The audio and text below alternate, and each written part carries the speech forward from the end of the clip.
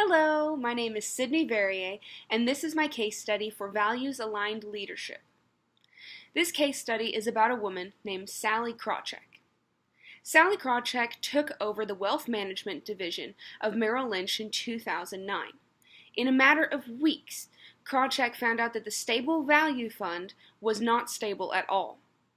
The low-risk plan was poorly managed, and because of this mistake, low-income earners, specifically Walmart workers, would suffer a loss in their 401k plans. Krawcheck saw two options for handling this issue. Even though she had only been in the position for a few weeks and the mistakes were not her own, she thought she could either put money into the funds to increase their value for the workers, or she could say, oh well, and let the workers be out of that savings account.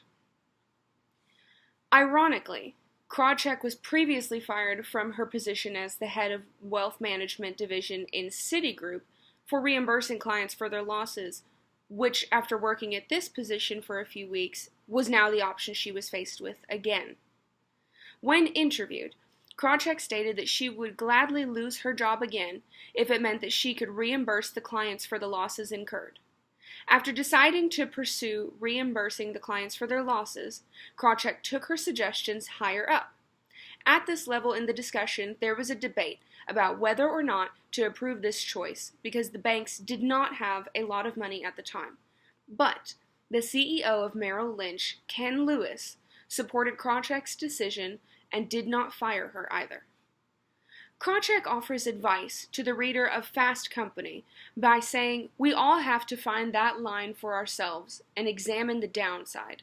Are you comfortable with the downside? I didn't love the idea of losing my job, but that was less painful to me than thinking about telling the Walmart employees that we had lost money that they had thought could not be lost. Krawcheck even tells the reader that her personal indicator of right and wrong is her stomach, and that when it starts hurting, something is wrong, and she feels the call to act upon that indicator.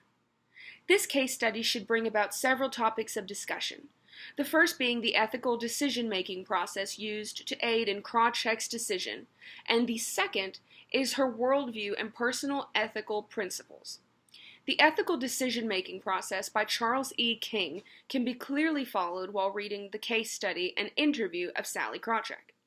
She appears to follow virtue ethics and a common morality theory, which states that the individual will act in a way that benefits the most.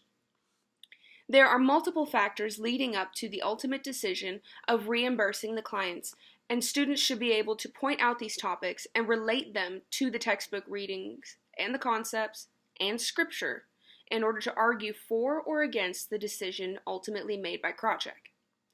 Students are responsible for stimulating conversation in a constructive and knowledgeable manner. Traditional ethical theories should be used throughout discussion to aid in the argument against or for Krawcheck's decision. Please use the rubric available in my paper to help guide student discussion and grade according to performance. Thank you for your time. Enjoy the lively discussions.